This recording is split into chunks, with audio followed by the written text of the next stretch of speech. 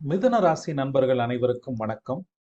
அனைவருக்கும் இனிய புத்தாண்டு நல்வாழ்த்துக்கள்.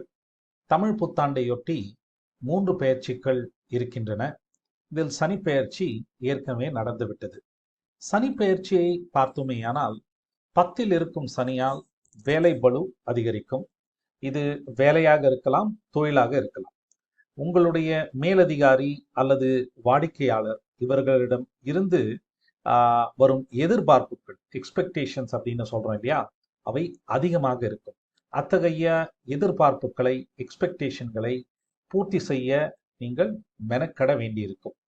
உங்களுடைய வேலை சார்ந்த ஸ்ட்ரெஸ், டென்ஷன் அதிகரிப்பதற்கு வாய்ப்பு இருக்கு. கொஞ்சம் பொறுமையா ஹேண்டில் பண்ணுங்க.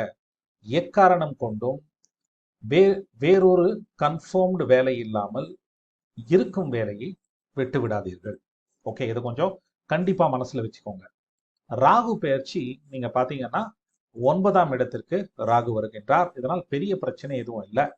தந்தை வழி சார்ந்த உறவுகளுடன் பிரச்சனைகள், கருத்து வேறுபாடுகள் வருவதற்கு வாய்ப்பு இருக்கு. ஆன்மீகத்தில் நம்பிக்கை குறைவதற்கும் வாய்ப்புகள் இருக்கு. சரிங்களா? இந்த 3 பயிற்சிகள் நம்ம கன்சிடர் பண்ணோம்னா பிரச்சனையான விஷயம் எதுன்னா கேது தான். ஓகே, கேது எப்பவுமே கேது வந்து டெஸ்டினி பிரேக்கர் அப்படின்னு நம்ம சொல்றோம் இல்லையா? ஸோ கேது எங்க இருந்தாலுமே பிரச்சனை தான். கேது 3ல் வருவதால் என்ன பிரச்சனை அப்படின்னு நீங்க பாத்தீங்கன்னா முயற்சி சார்ந்த விஷயங்களில் பிரச்சனை இருக்குங்க. ஏன்னா முயற்சி, ஒருவர் எடுக்கக்கூடிய முயற்சி, செயல்திறன், இது எல்லாத்தையும் குறிக்கக்கூடிய இடம் வந்து 3ஆம் இடம். ஓகே, நம்ம மற்ற பாவகங்களை அதிகமா பேசுறோம், 3ஆம் பாவகத்தை அதிகமாக நம்ம பேசுறது இல்லை. பட் 12 வீட்டுல 3ஆம் இடம் வந்து ரொம்ப முக்கியமான ஒரு இடம். ஏன்னா எதோ ஒரு விஷயத்தையும் அடையறதுக்கு 3ஆம் பாவகத்தின் துணை இல்லாமல் நம்மால் அடைய முடியாது. நம்மளோட எஃபர்ட் டேக்கிங், ஒரு கஷ்டம் வந்தாலும் அதை தாங்கக்கூடிய திறன், இவை எல்லாமே வந்து பெர்சிவியரன்ஸ் சொல்றோம், கிரிட்னு சொல்றோம். இது எல்லாமே 3ஆம் வீட்டு விஷயம். ஸோ 3ல் கேது வருவதனால் முயற்சி செய்யறதுக்கே நீங்க வந்து ரொம்ப கஷ்டப்பட வேண்டியிருக்கும். முயற்சி செய்யறதுக்கு ஒரு தயக்கம் இருக்கும். பொதுவாக பார்த்தோமே ஆனால் மிதுன ராசியினர் முடிவெடுப்பதற்கு கொஞ்சம் கஷ்டப்படக்கூடியவர்கள் தான். இது வந்து பொதுவாகவே. ஸோ 3ல் கேது வருவதால் ஒரு வேலை செய்யலாமா வேண்டாமா, இந்த எஃபர்ட் போடலாமா வேண்டாமா, அப்புறம் பார்த்துக்கலாம் அப்படின்ற ஒரு தயக்கம், ஒரு குழப்பம் எழுவதற்கு வாய்ப்பு இருக்கு. பேசிக்கா முயற்சி செய்யறதுக்கே கொஞ்சம் கஷ்டப்பட போறீங்க. ஓகே, பட் இருந்தாலும் முயற்சி செய்யுங்கள். ஏன்னா முயற்சி இல்லைன்னா எதையும் நம்மளால அச்சீவ் பண்ண முடியாது. இன்னொரு பாயிண்ட் பார்த்தீங்கன்னா 3ஆம் இடம் என்பது பேச்சு, கம்யூனிகேஷன் போன்றவற்றை குறிக்கக்கூடிய இடம். பேச்சு மாத்திரம் இல்லை, எழுத்தால நம்ம கம்யூனிகேஷன் பண்றோம் இல்லையா, அதையும் வந்து குறிக்கக்கூடிய இடம் 3ஆம் பாவகம். அதனால பேசும் பேச்சிலும் எழுத்து மூலமாக நாம் செய்யும் கம்யூனிகேஷன் விஷயங்களிலும் கூடுதல் கவனம் இருக்கிறது கொஞ்சம் நல்லது. கொஞ்சம் கேர்ஃபுல்லா இதை ஹேண்டில் பண்ணுங்க.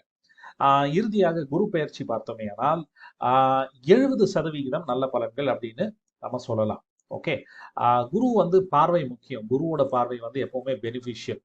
குரு வந்து 5ஆம் இடத்தையும், அதாவது பூர்வ புண்ணியம், குழந்தைகள் என்று சொல்லக்கூடிய 5ஆம் இடத்தையும், திருமணம், கலத்திரம் சார்ந்த விஷயங்களை குறிக்கக்கூடிய 7ஆம் பாவகத்தையும் பார்க்கிறார். ஸோ இதனால திருமணம் கைகூடுவதற்கு வாய்ப்பு இருக்கு, குழந்தை பிறப்பதற்கும் வாய்ப்பு இருக்கு. இது நல்ல விஷயம்தான். ஆனால் 1ல் இருக்கக்கூடிய குரு ஏதோ ஒரு குறையை உங்களுக்கு கொடுப்பார். ஓகே, அது வந்து ஹெல்த் சார்ந்த விஷயமா இருக்கலாம், இல்லை கடன் ஏதாவது சார்ந்த விஷயமா இருக்கலாம். அது என்ன என்பது உங்களுடைய சுயஜாதகத்தை பொறுத்து தான்.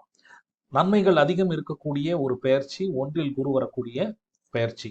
ஆனால் அந்த நன்மைகளுக்கிடையே ஏதோ ஒரு குறை, ஏதோ ஒரு பாதிப்பு உங்களுக்கு இருக்கும். சரிங்களா? இதுவரை நாம் பார்த்தது பொது பலன்.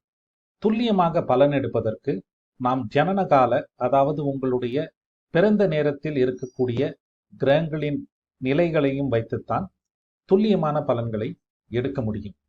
இதுவரை நாம் பார்த்தது பொது பலன். யாருக்கு நற்பலன்கள் கிடைக்கும், யாருக்கு பிரச்சனையான காலகட்டம் என்பதை ஜனனகால கிரகங்களுடன் கோச்சார கிரகங்களை இணைத்து பலன் கூறினால் துல்லியமாக நம்மால் பலன் எடுக்க முடியும். உங்களுடைய சுயஜாதகத்தில் இங்கே குறிப்பிட்டுள்ள இடங்களில் குருவோ சுக்கிரனோ இருந்தால் நற்பலன்கள் அதிகமாக நடக்கும். குறிப்பாக பணப்புழக்கம், பணவரவு தாராளமாக இருக்கும். ஏன் அப்படி கூறுகின்றேன் என்றால், கோச்சார சனியும் ஜனனகால குரு அல்லது சுக்கிரனுடன் இணைந்து நற்பலன்களை வழங்குவார்கள்.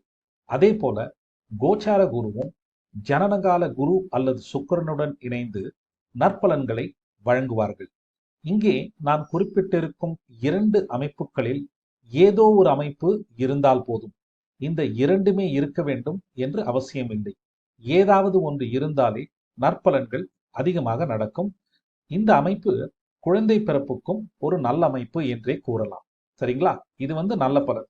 யாருக்கு பிரச்சனை அப்படின்னு நீங்க கேட்டீங்கன்னா, உங்களுடைய சுயஜாதகத்தில் நான் இங்கே குறிப்பிட்டிருக்கும் இடத்தில் சனி இருந்தால் கோச்சார கேதுவும் ஜனனகால சனியும் இணைந்து வேலை தொழில் சார்ந்த விஷயங்களில் பிரச்சனைகளை தரலாம்.